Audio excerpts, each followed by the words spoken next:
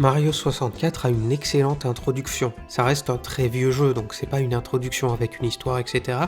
Mais c'est une intro qui t'apprend les ficelles du jeu sans que tu aies vraiment besoin d'un tuto. Au tout début de Mario 64, t'arrives sur un chemin et t'auras naturellement envie de suivre ce chemin. Le jeu t'enseigne la physique et te dit attention, en pente, tu peux pas forcément courir plus vite. Mais si tu veux passer à gauche sur le chemin, tu peux grimper dans les arbres, c'est une autre mécanique. Tu peux passer à droite et là il y a de l'eau et le jeu t'enseigne que justement tu peux aller sous l'eau ou dans l'eau. Toutes ces mécaniques très simples vont être réutilisées dans les prochains niveaux, les premiers niveaux.